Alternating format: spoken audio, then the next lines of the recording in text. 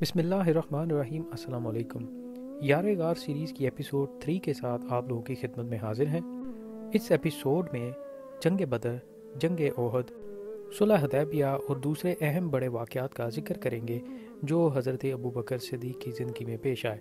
हज़रत अबू बकर सिद्दीक़ और आका पाक सल्लल्लाहु अलैहि वसल्लम की रफ़ाकत को कौन नहीं जानता।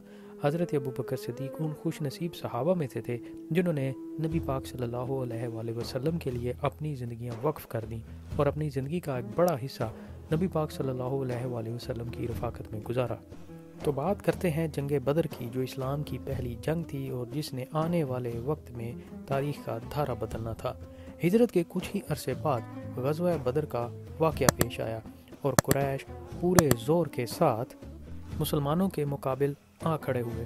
जब नबी करीम सल्लल्लाहु अलैहि वसल्लम ने मुसलमानों की कलील तादाद के मुकाबले में कुफार की कसरत देखी तो सरबजूद होकर नुसरत अलाया तलब करने लगे। आपने फरमाया, ए अल्लाह, ये कुरैश अपने अजीमुशान लश्कर के हमरा तेरे रसूल सल्लल्लाहु अलैहि वसल्लम को झूठा साबित करने आए हैं। ए अल्लाह, अपने इस वादे को पूरा फरमा जो तूने मुसलमानों की फतह के मुतालिक किया है। ए अल्लाह, अगर आज ये छोटी सी जमात शहीद हो गई तो आइंदा तेरा कोई नाम लेवा बाकी नहीं रहेगा। आप सल्लल्लाहु अलैहि वसल्लम इस कदर गुदाज और बेकरारी से अपने रब को पुकार रहे थे कि आप सल्लल्लाहु अलैहि वसल्लम की चादर मुबारक बार बार ज़मीन पर गिर जाती थी। हज़रत अबू बकर सिद्दीक़ उसे उठाकर आप सल्लल्लाहु अलैहि वसल्लम के शानों पर डालते और कहते, या रसूलुल्लाह सल्लल्लाहु अलैहि वसल्लम, आप घबराएं नहीं। अल्लाह ताला ने आप सल्लल्लाहु अलैहि वसल्लम से फ़तह व नुसरत का जो वादा फरमाया है वो ज़रूर पूरा होगा। फिर जब अल्लाह ताला ने मुसलमानों की फ़तह व नुसरत की यकीन दहानी की तो आप सल्लल्लाहु अलैहि वसल्लम शामियाने से बाहर तशरीफ़ लाए और फरमाया, मुझे उस ज़ात की कसम जिसके कब्ज़ा में मोहम्मद सल्लल्लाहु अलैहि वसल्लम की जान है कि आज के दिन जो शख्स कुफार से लड़ते हुए शहीद हो जाएगा और उसके पेशे नज़र सिर्फ अल्लाह की रज़ा और उसके दीन की मदद का जज्बा होगा और उसने मैदान जंग में दुश्मन को पुश्त न दिखाई होगी, अल्लाह ताला उसे जन्नत में दाखिल फरमाएगा। और फिर अल्लाह की मदद आ पहुंची और नुसरत मुसलमानों के हिस्से में आई और कुफार ने अपनी आंखों से अल्लाह की मदद और नुसरत मुसलमानों के हक़ में उतरते भी देखी। आम तौर पर यह देखा गया है कि कुछ लोग अपने अकीदा में इस कदर रासिखुल अकीदा होते हैं कि उन लोगों की तरफ देखना भी गवारा नहीं करते जो उनके अकायद से इख्तलाफ रखते हों और कहते हैं कि हकीकी ईमान का तकाजा यही है कि मुखालिफीन से मुतासिबाना बर्ताव किया जाए। लेकिन हज़रत अबू बकर सिद्दीक़ कामिल ईमान होने के बावजूद नहायत नरम दिल इंसान और सख्ती से दूर थे। मगलूब दुश्मन को माफ़ कर देना और फतह याब होने के बावजूद दुश्मन पर एहसान करना उनकी फितरत थी। जंग बदर में मुसलमानों को शानदार फतह हासिल हुई और उन्होंने कुरैश के 70 आदमियों को कैद कर लिया और ये वही लोग थे जिन्होंने मक्का में मुसलमानों पर जुल्म व सितम के पहाड़ तोड़े थे। अब वो क़राबतदारी के वास्ते देकर हज़रत अबू बकर सिद्दीक़ से जान बख्शी के लिए सिफारिश करवा रहे थे। हज़रत अबू बकर सिद्दीक़ ने इनसे इनकी भलाई का वादा किया और नबी करीम सल्लल्लाहु अलैहि वसल्लम से कैदियों की सिफारिश की और तमाम कैदियों को ज़र फिदिया लेकर छोड़ दिया गया। अगरचे हज़रत उमर फ़ारूक रज़ियल्लाहु ताला ऐसा नहीं चाहते थे। ये वाक़या जहाँ हज़रत अबू बकर सिद्दीक़ रज़ियल्लाहु ताला की नरमी का इजहार करता है, वहीं उनकी फरासत व पेशबीनी का आईनादार भी है, क्योंकि इससे कुरैश पर बहुत गहरे असरात मुरतब हुए। जब मदीना के यहूदियों की साजिशें बढ़ती ही चली गईं तो मुसलमानों ने बनु कैनका का मुहासरा करके उनको जिला वतन होने पर मजबूर कर दिया। अहले मक्का भी इससे बाखबर थे, मगर वो बदर की शिकस्त का बदला लेने पर तैयार खड़े थे। एक बार फिर वो अपना लश्कर लेकर बड़ी धूमधाम से ओहद पर मुसलमानों के सामने आ गए। इनफरादी मुकाबलों के बाद आम जंग का ऐलान हुआ तो मुसलमानों ने इस ज़ोर से हमला किया कि कुफार के कदम उखड़ गए। जब कुफार भाग निकले तो एक अहम पहाड़ी दर्रे पर मुतय्यन मुसलमान भी माले गनीमत इकट्ठा करने के लिए अपनी जगह छोड़कर चले आए। हज़रत खालिद बिन वलीद रज़ियल्लाहु ताला उस वक्त ईमान नहीं लाए थे और वो कुफार की जानिब से लड़ रहे थे। انہوں نے جب درہ خالی دیکھا تو مسلمانوں پر حیرت انگیز تیزی اور بے خبری کے عالم میں پیچھے سے حملہ کر دیا۔ مسلمان کفار کے نرغے میں آ گئے اور ہر طرف افراتفری پھیل گئی۔ ہندا نے اپنے والد اور بھائی کا انتقام لینے کے لیے وحشی بن حرب رضی اللہ تعالیٰ کو متعین کر رکھا تھا، جس نے اپنے ہتھیار حربہ سے حضرت حمزہ رضی اللہ تعالیٰ کو شہید کر دیا۔ نبی کریم صلی اللہ علیہ وآلہ وسلم بھی کفار کی سنگباری سے زخمی ہوئے، تاہم کفار زیادہ دیر تک مسلمانوں کا مقابلہ نہ کر سکے اور پسپا ہو گئے۔ مسلمانوں کے ایک دستے نے کچھ فاصلے تک ان کا تعاقب بھی کیا۔ اس غزوہ اور دیگر غزوات میں بھی حضرت ابوبکر صدیق رضی اللہ تعالیٰ نبی پاک صلی اللہ علیہ وآلہ وسلم کے شانہ بشانہ رہے۔ ہجرت مدینہ کے 6 سال بعد نبی پاک صلی اللہ علیہ وآلہ وسلم نے عمرے کا ارادہ فرمایا اور مسلمانوں کو لے کر مکہ کی جانب بڑھے، مگر قریش نے تہیہ کر لیا کہ وہ مسلمانوں کو مکہ میں داخل نہیں ہونے دیں گے۔ مسلمانوں نے حدیبیہ کے چشمے کے پاس پڑاؤ ڈالا اور اسی مقام پر مسلمانوں اور قریش کے درمیان ایک معاہدہ ہوا جو صلح حدیبیہ کے نام سے مشہور ہے۔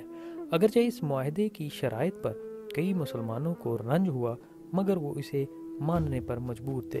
اس کے بعد نبی پاک صلی اللہ علیہ وآلہ وسلم نے روم، مصر، خیرہ، ایران، یمن اور دوسرے علاقوں کے بادشاہوں کے نام قبول اسلام کی دعوت کے خطوط لکھے۔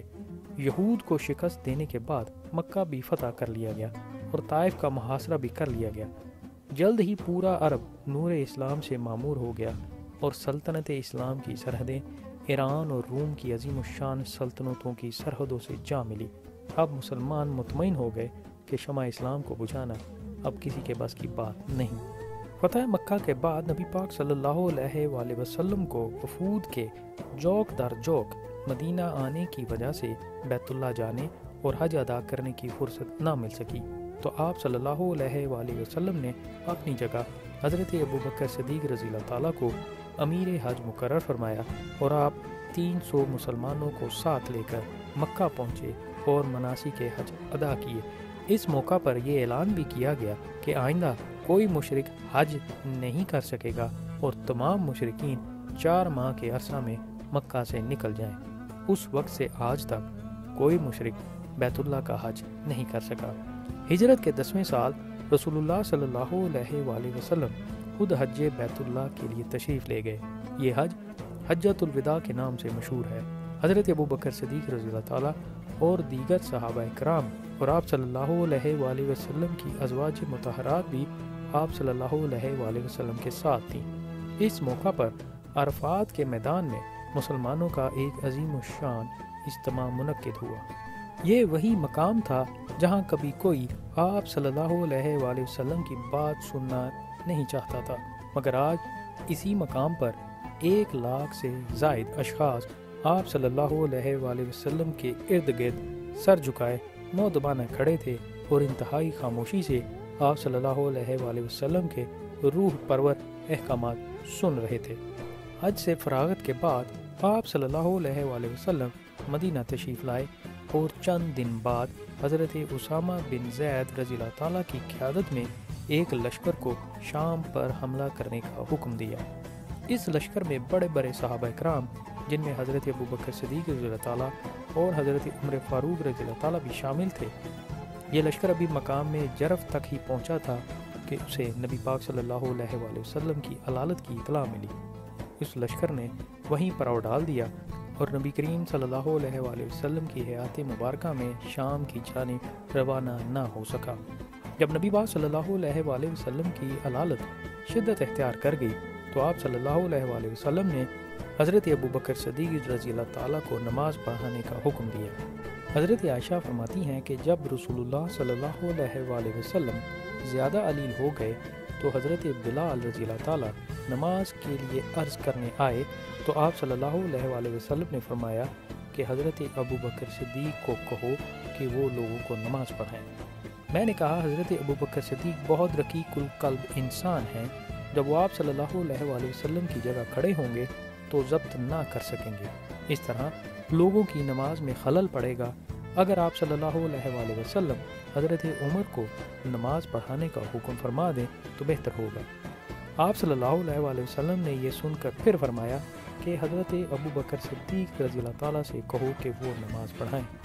اس پر میں نے حضرت حفصہ رضی اللہ تعالیٰ سے کہا، حضرت ابو بکر صدیق رقیق القلب انسان ہیں، وہ نماز میں رونا شروع کر دیں گے اور لوگوں کی نماز میں خلل پڑے گا۔ آپ رضی اللہ تعالیٰ رسول اللہ سے جا کر کہیں کہ وہ حضرت ابو بکر صدیق کی جگہ حضرت عمر کو نماز پڑھانے کا حکم دے۔ چنانچہ حضرت حفصہ نے یہی بات آپ صلی اللہ علیہ وسلم سے جا کر کہہ دی۔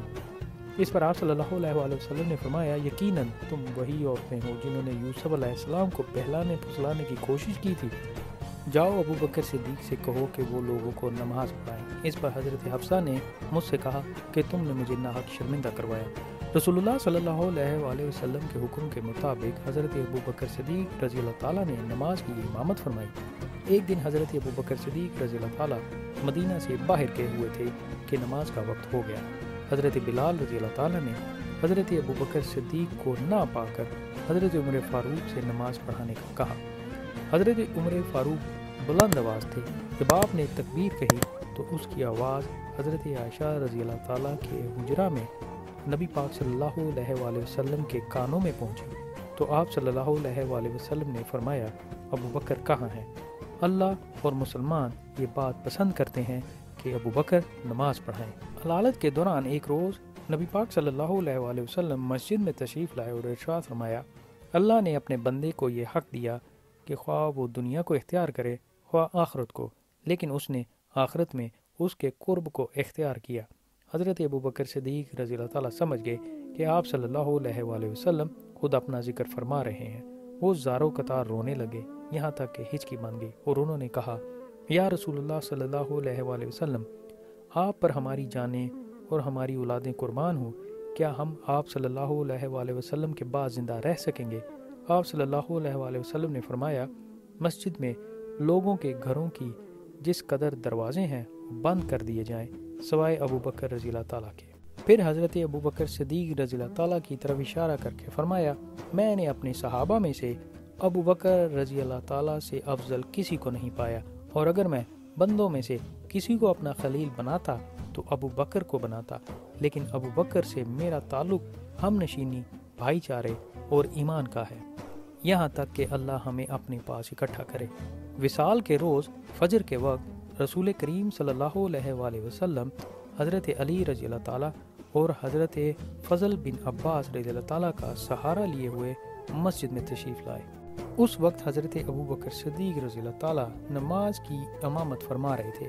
جب نمازیوں نے آپ صلی اللہ علیہ وسلم کو دیکھا تو ان کی مسرت کا عالم دیدنی ہو گیا، اور وہ نماز کے دوران ہی نبی پاک صلی اللہ علیہ وسلم کے لیے راستہ بنانے کی خاطر ادھر ادھر سمٹنے لگے۔ رسول اللہ صلی اللہ علیہ وسلم نے ارشاد فرمایا کہ وہ اپنی اپنی جگہ پر رہیں۔ جب حضرت ابو بکر صدیق رضی اللہ تعالیٰ نے آہٹ سنی تو سمجھ گئے کہ رسول اللہ صلی اللہ علیہ وسلم تشریف لائے ہیں۔ اس پر وہ اپنی جگہ سے پیچھے ہٹنے لگے تاکہ آپ صلی اللہ علیہ وسلم کے لیے جگہ خالی کر سکیں، لیکن رسول اللہ صلی اللہ علیہ وسلم نے اشارے سے انہیں بھی اپنی جگہ ہی پر کھڑے رہنے کا ارشاد فرمایا۔ پھر آپ صلی اللہ علیہ وسلم نے حضرت ابو بکر صدیق رضی اللہ تعالیٰ کے بائیں جانب تشریف فرما ہو گئے اور بیٹھے بیٹھے ہی نماز ادا فرمائی۔ نماز کے بعد آپ صلی اللہ علیہ وسلم حضرت عائشہ رضی اللہ تعالیٰ کے حجرے میں تشریف لے گئے۔ کچھ دیر بعد آپ صلی اللہ علیہ وسلم کو دوبارہ بخار تیز ہو گیا۔ آپ صلی اللہ علیہ وسلم نے ایک برتن میں ٹھنڈا پانی منگوایا اور اسے اپنے چہرے پر ملنے لگے۔ اس کے تھوڑی ہی دیر بعد آپ صلی اللہ علیہ وسلم کی مقدس روح عرش بری کی طرف پرواز کر گئی اور آپ صلی اللہ علیہ وسلم دنیا سے پردہ فرما گئے۔ آپ صلی اللہ علیہ وسلم کو اللہ تعالیٰ نے 12 ربیع الاول 11 ہجری بمطابق 3 جون 632 عیسوی کو اپنے جوار رحمت پہ بلا لیا۔ اس روز صبح کے وقت آپ صلی اللہ علیہ وسلم نے مرض میں کچھ افاقہ محسوس کیا اور حضرت عائشہ کے حجرے سے نکل کر مسجد میں تشریف لائے اور لوگوں سے کچھ باتیں کی۔ حضرت اسامہ بن زید رضی اللہ تعالیٰ کے لشکر کی کامیابی کی دعا فرمائی اور انہیں حکم دیا کہ وہ اپنے لشکر کے ساتھ روم کی جانب روانہ ہو جائیں۔ اس کے بعد آپ صلی اللہ علیہ وسلم واپس حجرہ میں تشریف لے گئے थोड़ी देर बाद जब मुसलमानों को मालूम हुआ कि उनके महबूब आका हादी व रहनुमा सरवर कायनात सल्लल्लाहु अलैहि वसल्लम उनसे जुदा हो गए हैं, तो वो गम की शिद्दत से निढाल हो गए। हज़रत उमर फ़ारूक रज़ी अल्लाह ताला जज्बात से मगलूब होकर तलवार लेकर मस्जिद में खड़े हो गए और कहना शुरू कर दिया, जो शख्स कहेगा कि रसूलुल्लाह सल्लल्लाहु अलैहि वसल्लम विसाल फरमा गए हैं, मैं इस तलवार से उसका सर कलम कर दूंगा। आप सल्लल्लाहु अलैहि वसल्लम हरगिज़ फोत नहीं हुए, बल्कि आप सल्लल्लाहु अलैहि वसल्लम अपने रब के हुजूर तशरीफ़ ले गए हैं, उसी तरह जैसे मूसा अलैहिस्सलाम तशरीफ़ ले गए थे और 40 रातें गायब रहने के बाद अपनी कौम में वापस आ गए थे। रसूलुल्लाह सल्लल्लाहु अलैहि वसल्लम भी यकीनन वापस आएंगे और मुनाफिकीन के हाथ पांव काटेंगे। जब हज़रत अबू बकर सिद्दीक़ रज़ी अल्लाह ताला को आप सल्लल्लाहु अलैहि वसल्लम के विसाल की इत्तला मौसूल हुई तो फ़ौरन मदीना पहुँचे। मस्जिद नबी में हज़रत उमर फ़ारूक हाथ में तलवार लिए लोगों को डरा धमका रहे थे। हज़रत अबू बकर सिद्दीक़ ने उस तरफ कोई तवज्जो न दी और सीधा हज़रत आयशा रज़ी अल्लाह ताला के हुजरा में नबी पाक सल्लल्लाहु अलैहि वसल्लम के जिस्म अतहर के पास तशरीफ़ ले गए। रुखे अनवर से कपड़ा हटाकर रुखसार मुबारक को बोसा दिया और फरमाया, क्या ही बाबरकत थी आप सल्लल्लाहु अलैहि वसल्लम की ज़िंदगी और क्या ही पाकीज़ा है आप सल्लल्लाहु अलैहि वसल्लम का विसाल। इसके बाद हुजरे से बाहर आए और मिंबर पर चढ़कर फरमाया, ऐ लोगो, जो शख्स मोहम्मद सल्लल्लाहु अलैहि वसल्लम को पूजता था उसे मालूम होना चाहिए कि मोहम्मद सल्लल्लाहु अलैहि वसल्लम पर्दा फरमा गए हैं, लेकिन जो शख्स अल्लाह की इबादत करता है तो अल्लाह यकीनन जिंदा है और उस पर कभी मौत वारिद ना होगी। उसके बाद उन्होंने सूरह अल इमरान की आयत 144 पढ़ी, जिसमें अल्लाह ताला इरशाद फरमाते हैं कि मोहम्मद सल्लल्लाहु अलैहि वसल्लम अल्लाह के रसूल हैं और उनसे पहले भी रसूल गुजर चुके हैं। अगर दूसरे रसूलों की तरह मोहम्मद भी वफात पा जाएं या शहीद कर दिए जाएं, तो क्या तुम अपनी एड़ियों के बल फिर जाओगे? और जो अपनी एड़ियों के बल फिरेगा तो वो अल्लाह को कोई नुकसान नहीं पहुंचा सकेगा और अनकरीब अल्लाह शुक्रगुजार बंदों को जज़ाए खैर देगा। जब हज़रत उमर फ़ारूक रज़ी अल्लाह ताला ने ये बात सुनी तो उन्हें यकीन हो गया कि वाकई रसूलुल्लाह सल्लल्लाहु अलैहि वसल्लम विसाल फरमा चुके हैं। इस यकीन का उन पर इतना शदीद असर हुआ कि उनकी टांगें उनके जिस्म का बोझ ना उठा सकीं और वो बेसुध होकर ज़मीन पर गिर गए। ये वाक़या हज़रत अबू बकर सिद्दीक़ रज़ी अल्लाह ताला की क़ुव्वत इरादी और सब्र व ज़ब्त की एक बेनज़ीर मिसाल है और यही क़ुव्वत इरादी और हौसला था जिसकी वजह से उन्होंने बाद में पेश आने वाली मुश्किलात का डट कर मुकाबला किया। तो ये था हज़रत अबू बकर सिद्दीक़ की ज़िंदगी का वो चैप्टर जो उन्होंने नबी पाक सल्लल्लाहु अलैहि वसल्लम की ज़ात मुबारक के साथ गुजारा और नबी पाक सल्लल्लाहु अलैहि वसल्लम की सोहबत में रहने की वजह से इस्लाम उनके अंदर इस तरह उतर गया, अल्लाह की मोहब्बत और इश्क़ रसूल उनके वजूद के अंदर इस तरह उतर गया कि आने वाले दौर में उसी इस्लाम के लिए उसी इश्क़ रसूल सल्लल्लाहु अलैहि वसल्लम के साथ और अल्लाह ताला की मोहब्बत का हथियार उठाकर उन्होंने अपनी खिलाफत के दौर में ऐसी मजबूत बुनियादें रखी कि मुसलमानों की रियासत अरब के रेगिस्तानों से निकलकर शुमाल, जनूब और मशरिक मगरिब चारों तरफ फैल गई। आने वाले खुलफा के लिए हज़रत अबू बकर सिद्दीक़ रज़ी अल्लाह ताला ने ऐसे असूल वज़ा किए कि आने वाले खुलफा को अपनी खिलाफत के दौर में हज़रत अबू बकर सिद्दीक़ की ज़ात से रहनुमाई के तौर पर लेते रहे और इस्लाम की खिदमत करते रहे। इंशाल्लाह अगली एपिसोड में नबी पाक सल्लल्लाहु अलैहि वसल्लम के विसाल के बाद अरब में पेश आने वाले वाक़यात का जिक्र करेंगे और हज़रत अबू बकर सिद्दीक़ की खिलाफत के वक्त जो चैलेंजेस मुसलमानों को पेश थे और फिर हज़रत अबू बकर सिद्दीक़ की खिलाफत के बाद जो चैलेंजेस का उन्होंने मुकाबला किया उनका जिक्र करेंगे। वमा अलैना इल्लल बलागुल मुबीन। या सल्ली व सल्लिम दाइमन अबदन अला हबीबिका खैरिल खल्क़ि कुल्लिहिम। तसव्वुफ़ की दुनिया को सब्सक्राइब कीजिए, इस वीडियो को लाइक कीजिए और कमेंट सेक्शन में अपनी राय का इजहार ज़रूर कीजिए।